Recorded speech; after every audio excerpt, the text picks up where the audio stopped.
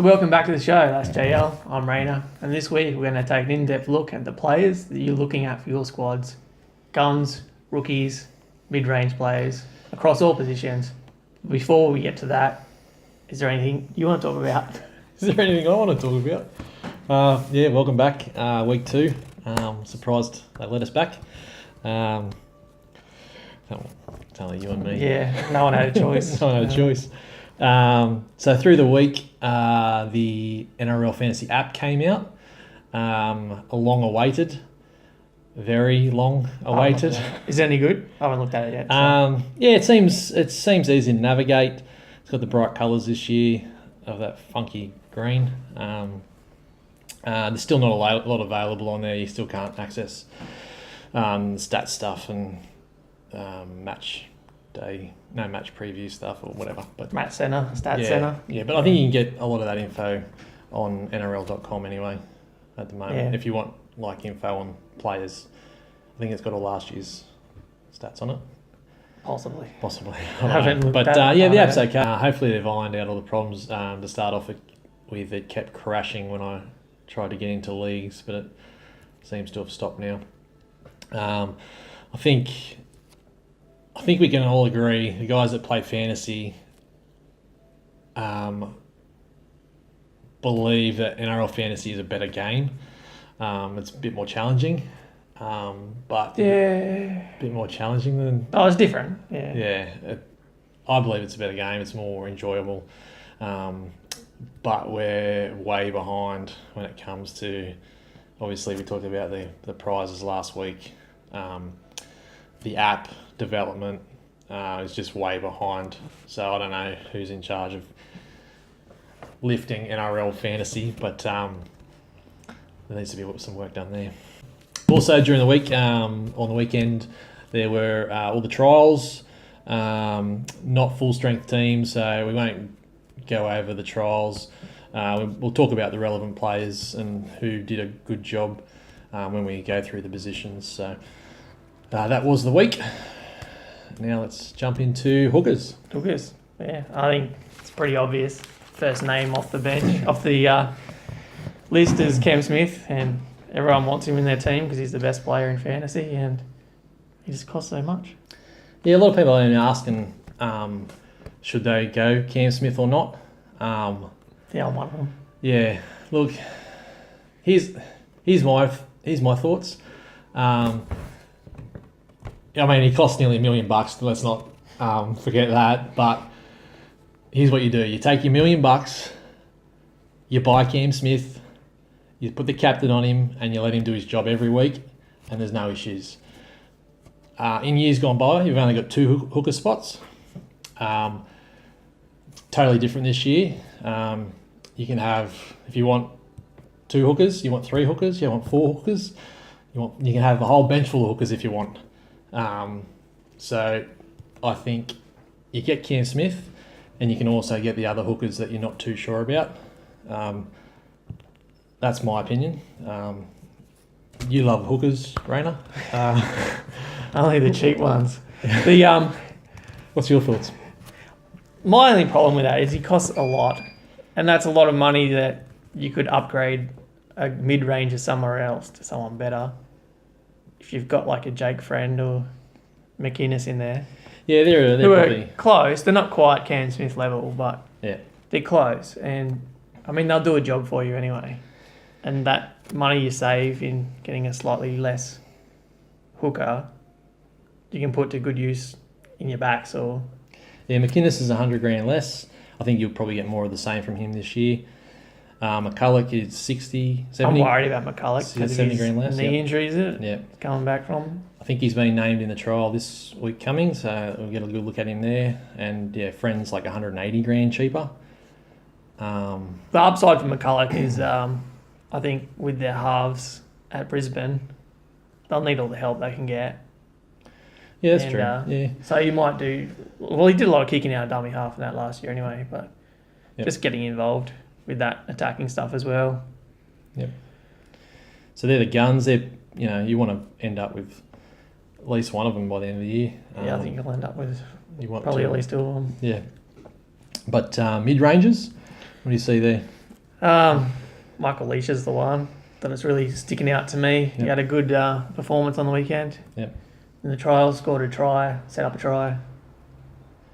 With the regime of Hasler gone, Yeah. I think he's going to enjoy his footy again this year, and I think he finished off. Well, he needs to because his career sort of was in limbo. He was a junior. He was a junior. 2 years of a slide, really. He's got the potential, and I think if he sees decent minutes, he'll be well worth his 533 starting price tag. That's cheap for like 2 years ago. He was right up there near the top. Yeah. His average last year was about 36, and he can get 50 easy, I think. So I think that's a pretty good bet. Any other mid ranges? I've got Cook written down here. There's Cook and Thara. Like that's the conundrum at South. That is the issue. And even though Seabolt said he wants an 80-minute hooker, how can you not have Farah on the bench? Because he covers that half position as well. So especially if results don't go well, then that'll be one of the first things that's looked at is who's playing hooker or how they're sorting it out. Yeah. Look, I really like Cook. I think he's a really good hooker. I think he's quick out of dummy half. He offers a lot in attack. He's pretty solid in defence. So if he gets big minutes, I think he'll be worth the 503. But it's just, I'm not too sure just yet what's doing with Farah. I didn't see many more mid-ranges when I was looking through. What about you? Not really. I mean, there's talk about Pete's. I don't think so. I don't know that Titans are really ever feel anyone confidence. So they've just bought. He used to be good as well, but a handy player who I'd stay away from actually at the start of the year because he cost a bit too much. They just bought Mitrain as well. I don't know who their bench utility is. It's Mitrain, yeah. It is Mitrain, so he'll come on for 10 minutes. 15 minutes every game. Mitrain's not a bad hooker. I don't know why he won't going to these clubs when there's already because he wants to play, and he's always at clubs where they're like, nah. Should go to Canberra then, because that's the next lot of people we'll be talking about. They're struggling without Hodgson. Yeah. So when it comes to cheap hookers, there's nowhere like Canberra. Yes, so time well spent when you're living there. That's not from personal experience.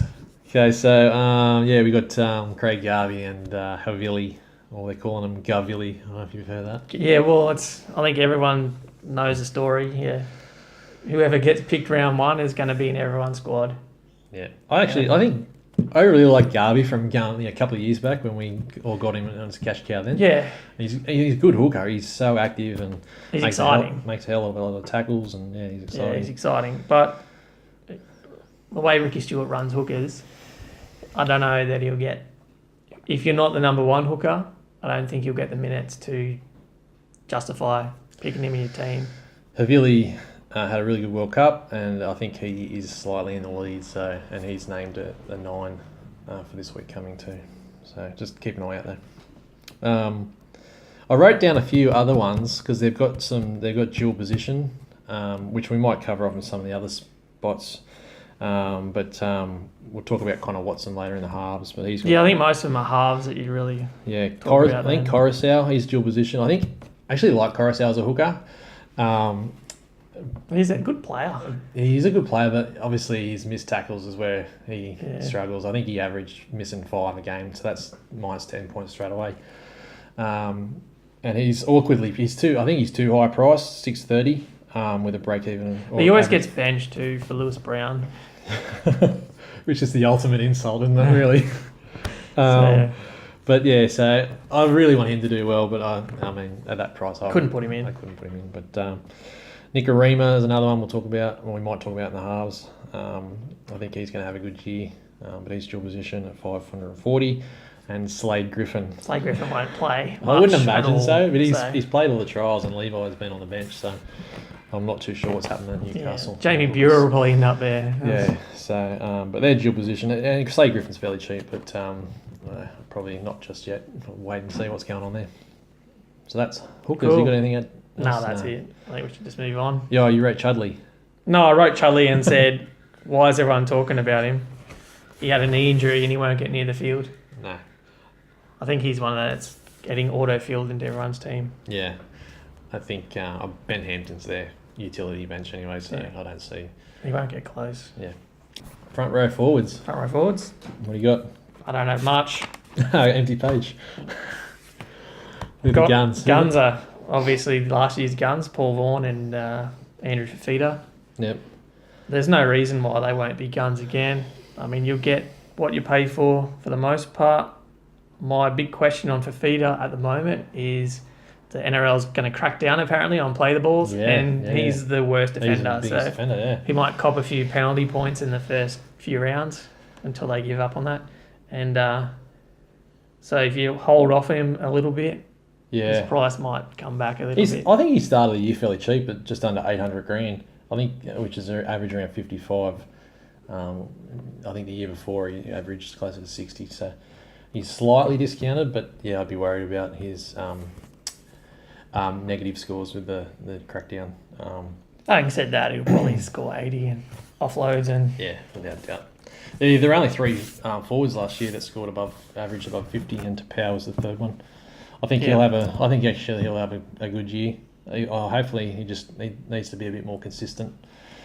He's handy too because he's dual position. So not that you'll need it. Second row forwards are everywhere. So I think So Vaughan, I'm probably hesitant with the new Dragons pack. They've obviously recruited Graham. So I just want to see. I probably want to see what the Dragons pack is going to do and who plays what minutes, and because they got Leeson Armau coming off the bench. He played big minutes last year, fairly big minutes last year, and did quite well as well. So between Vaughan, Graham, DeBellin, they all guys in the middle who like to play big minutes, and they can't all play 80.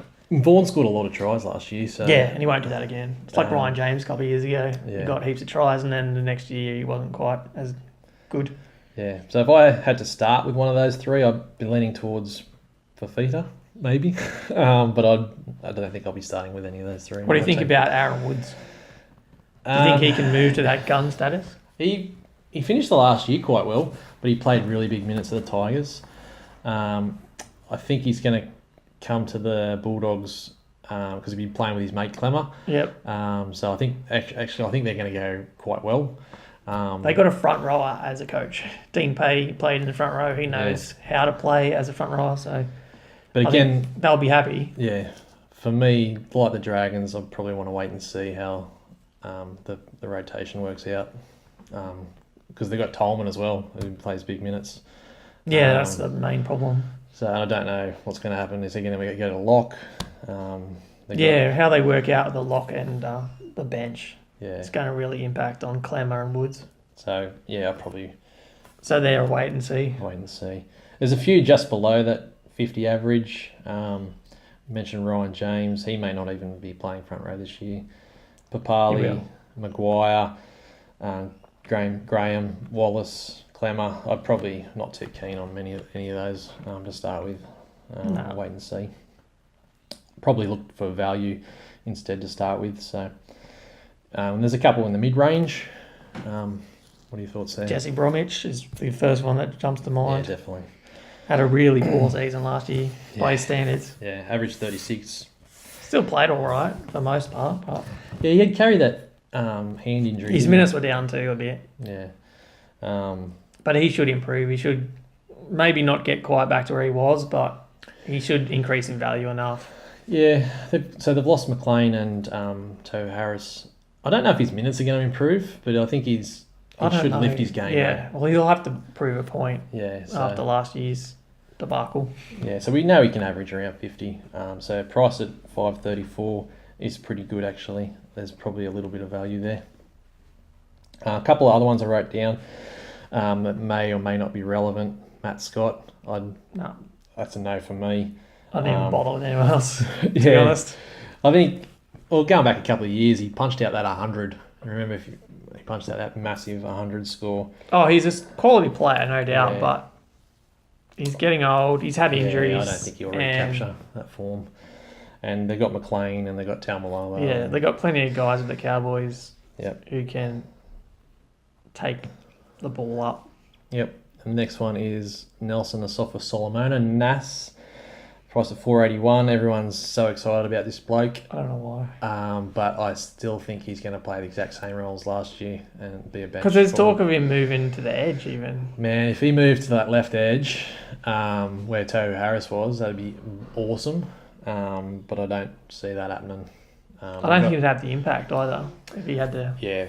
I think they just got Hoffman for that. I think Hoffman's going to get that spot. They got the other Bromwich brother, who's rubbish, but yeah, it'd be great if Nas got it. Kenny's alright, but it'd be great if he got it. But I think he's going to play the exact same role. Yeah, and bench utility. And Glasby's ahead of him for whatever reason in the front row, so he's not going to start either. I don't imagine in the front row, which is a kick in the teeth because Glasby's, for mine, one of the worst forwards in the comp. He's an Origin star, mate. Yeah, and they still winning forward, and they still won Origin. So yeah. Anyway, get on Glasby.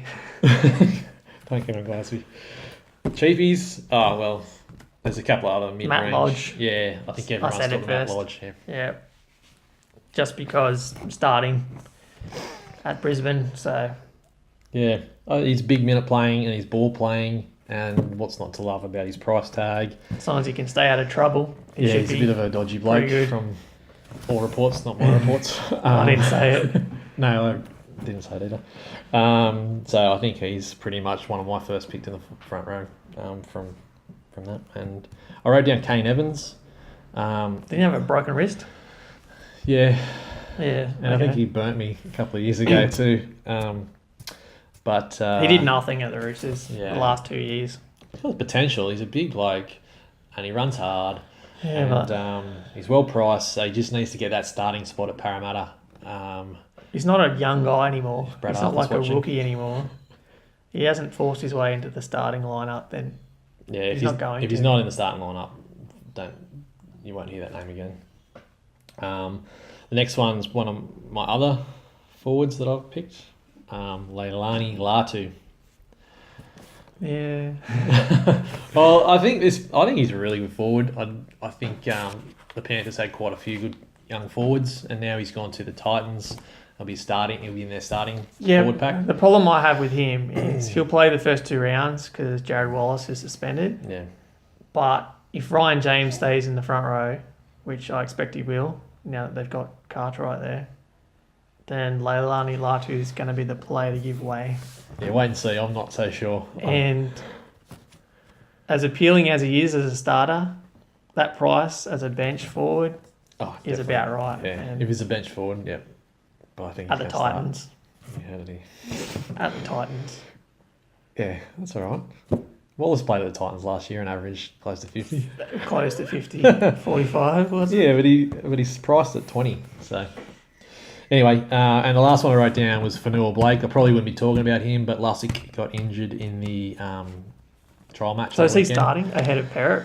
Yes, I believe so. He's named to start this next trial, and I think Manly have named a pretty full strength squad, so I think he's next. He's ahead in the list. He's one, that I was looking at if he starts, but he won't be only for a couple of weeks. I think Lussick's only. I think he's 4 to 6 weeks, so that puts him back around 3 or something like that. So, but I think Vanilla Blake's actually a better forward than Lussick. So he just hasn't had the minutes in the past. So he's priced awkwardly around 440. So I'm not sold on him yet, but wanted to mention him anyway. Cheapies? Did you write any cheapies? I got one cheapie, and that's that Villami, Salami. Oh, I don't. Villa kick out. Villami kick out. Kick out. Wow, that was from the Panthers. I think he's going to go up the pecking order a little bit without Cartwright there. I don't know if he's going to start. I really hope he's named to start on the edge this week. I don't think so. He's named to start there. Oh, I don't know if he's going to stay there. Yeah, this week, but trials are nothing really. So, but his base price is 228. So he's probably the only cheapie in the front row, provided he gets some time on the field. Okay, now I'll move on to second row forwards, and Jason Taumalolo is the first name that stands out there. Yeah, the best year last year. Yeah. Oh, he's expensive, all right. He's as much as Cam Smith. He finished so well at the end of last year, yeah. So I think that inflated his price a little bit. Yeah. And what do you think about this year? Oh, he'll be a good solid player. He will be. I don't know that the Cowboys will need him as much with Scott there and McLean and that. So Person back as well. Like, his work rate will still be high. Whether he scores those massive scores as often, I don't think he will. I think he'll be one you probably want to end up with, but you'll probably be able to pick him up for you'll get him cheaper later in the year. Yeah, and same with Crichton. I think Crichton's going to be handy at all. He's signed with the Roosters next year, so whether he plays the same amount of minutes and role, I think he'll find himself on the bench more often. Just the way it works out. He had such a massive year last year. You can't see him doing the same again. He scored a lot of tries too, so I don't know. Yep. So say it for next year. Yep. I wrote down a couple of other guns because this is probably the biggest category that had the most averages over 50. Mannering. Yeah. And it's the same for Mannering every year. It's like, surely he can't do the same again. Playing big minutes. He's getting old. But then he goes and does every year, which is annoying. Yeah, I got him on him last year. There's been more talk of him moving out towards one of the edges as well this year. Yeah. With Hoffman out. And I know they got Harris in there, but I think they're looking at switching maybe Bunty Afoa. Yeah, that other edge is... I think Bunty Afoa was named at a lock this week coming, and they put Pulu on the right edge. So I don't know if that's the right thing, but anyway, great player, but probably too expensive, and not too sure about that one. Yeah, I mean a lot of the guys in the second row, you got Bella and Gallen, Gerbo, Brown, Burgess. Like they'll do the job, and like you want to have a bunch of these guys in your team filling out your squad because, I mean, this is where you make all your points. Yeah, I think for me, I'll probably start with one or two of them most, maybe just one to start with. And I'm really liking Gerbo. Yeah, he's the one I was looking at as well. Yeah. He plays big minutes. He gets involved in their attack. He's so solid. He's the best tackler in the game for mine. He's $100,000 cheaper than Taumalolo. And maybe Nathan Brown as well. I think I might be able to squeak him in there. He's even cheaper still. I don't know. I want to see the Nathan Brown last year had such a great year. I want to see the Parramatta pack. I mean, they've really only added Evans, but I just wonder if he's going to play big minutes again this year. They usually have 4 forwards on the bench. Yeah, but all his points are just off work rate and tackling and hit ups. Yeah, he didn't score tries. He didn't. Yeah, he offloaded a little bit, not heaps. I mean, he's still got plenty of potential to build on what he did last year. Yep. So that's why I like him. Yep, and DeBellin, I think again I want to wait and see on the Dragons pack. Gallen, another year older. I just don't like the guy. I don't think anybody does. Yeah. But he keeps punching out big numbers, so who knows. So he keeps getting picked. Yeah, and Burgess is the other one that averaged over 50, but I think he's playing a different role this year, maybe a bit on the edge. Not too sure yet, but I won't be touching him. So they're probably you probably want to end up with quite a few of those. Just below is a bloke that's Trent Merrin. Yeah, if you haven't been burnt by Trent Merrin, this year's the year for you. You haven't played fantasy at all. I'm starting with Trent Merrin. I think I'm going to put him in my team. Start with. I talked to him a couple of weeks ago about him. He'll be vice captain of Rayner's Bludgers. You would think he's 654. That's a couple of hundred grand cheaper than the guns, and he can hit big scores, 60, 70, 80s, but I think last year in particular was a pretty flat year for him. Yeah, it started well and then just died off, but when apparently he's looking fitter and training well. And he had some off-field issues last year with his personal life, so hopefully that's all sorted and he comes back and focused on football. I don't care if he sorted it or not, as long as he puts big numbers out every week. Yeah, but you'll get him, and then as soon as you've got him, he'll start hitting 20s and 30s, just like every other year. And then when you sell him, suddenly back up to 80s. Yep. I hate the bloke. Sorry. That's why I'm going to get him at the start of the year and just not sell him. I won't be starting with him. That's Merrin. There's a few around that price that did sort of well as well last year, but I probably wouldn't be looking at. You got Cordner, Kafusi, Bura, Frizzell, Taylor, Finucane. I think he'll have another solid year this year. Yeah. A lot of those guys are sort of edge forwards, so they have games where the ball just doesn't come their way. Yeah. If it's played down the other side, and that's a problem. That's why locks are always better in the second row. Yep. In fantasy. Yeah, definitely. Mid-range value, you see any there? Cameron Murray is another one that everyone's talking about. Yep. If he nails down the lock position at South, then he'll be worth the price. Yeah, 533 with an average of 36. So if he gets that starting lock, you think he'll go close to hitting 50s most weeks. And he's got a lot of potential. He played a couple of games last year and did really well. So I think he's the future of Souths, especially with Crichton going. I'll be on Cam Murray. Yep, I don't know. There's too many more. I wrote down a couple other talking issues. You got Tohu Harris, who's gone to the Warriors now. I think he's 615, around about 42 points. I probably think that's what he's going to get. So I don't see much there, but people will be talking about him. Tarek Sims, if he gets that left edge at the Dragons, he might. His average last year was 38. I still think it's going to be something similar there. Yep. SST, Talkieho from the Roosters. I really want to see him get that lock spot because he kicks goals as well. I think they're looking for a goal kicker. Yeah. I don't know if he'll keep that though. I don't know, but I think Mitchell will kick goals. Yeah. At some point. Because a couple of years ago, whenever he got on the field, he was a gun, and he just needs more minutes. So Trent Robinson, make him your 80-minute lock, please. I think you're hopeful. Yeah. Isaac Liu's probably going to get it instead.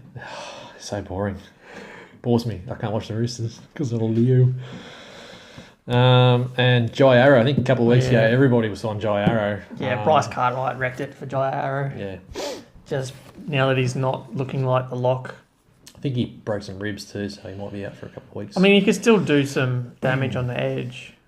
Yeah, I think they're going to find a spot for him still. Probably not quite as appealing. Yeah. He's priced 400 with average of 28, so he'd have to get some good minutes, I think, otherwise I wouldn't be looking at him. I also wrote Raymond for Taylor Mariner down, RFM. He's hopefully in line for the left edge where Adam Elliott was. It depends what's going on with the Bulldog pack. I don't know if Adam Elliott's going to go to lock or not. So no one knows. No one knows. But if RFM gets that left edge spot, I think he'll be good value at 389, the average of 27. So yep, he's a good player. I think he's a good player. So. And then we mentioned Cartwright. Oh yeah, I can't have it at the top of the list because he's in my team already. Yeah. Even though I don't even have a team done yet. He's good for negative 20 points a game, but he'll probably score you 70. I think positives, his defensive problems will be improved this year because if he's in the middle, he's got big forwards around him to help him tackle. Yeah, that's what everyone's saying. Out on the edge, you don't have that. A lot more one-on-one stuff. He's one of these blokes when he tackles, he goes in and tries to grab and then comes off the tackle and there's a bump. Let someone else finish it off and you're just just stay on. Stay on to get the stat and then roll off. But that price is so cheap, you got to have him, I think. Must have. And he'll do what Gallen does and just jump on every tackle, even if you're not the one who did it. And we all know Titans halves are not fantastic when it comes to attack, so I think he'll do a lot of their attacking as well. Because you'll have that option to roam around that lock. So. Yeah. Cheapies? The only name that popped up for me was Nat Butcher. And immediately I dismissed him because I don't think he could get close to the field. Yeah. People are getting excited about him a bit prematurely, I think. Yeah. I think there's also talk about that Luciano Leilua, getting the left edge at the Dragons, but I think Tarek Sims will get it. And Leilua may get a bench spot, so I don't think he'll be in the 21. Yeah, Mark Nichols for the Rabbitohs. I had a hot tip yesterday that he could get more of a role this year. He's named to start in the forward pack next trial game, but I don't know if he'll stay there or not, but he's got a bit of potential. And everyone's talking about that Billy Margulies as the next feeder, but whether he gets any game time, who knows? But it'll take injuries. Yeah. For those guys to get close, and yeah, so you can't really put them in your team hoping. Yeah. So I think mid-range value and maybe a gun or two might be the way to go in the second row to start with. Cool. Yep. Thanks for watching the show. If you like that, you can check out one of our other videos over here. You can subscribe. I think it'll be down here. Or at least leave a comment down the bottom.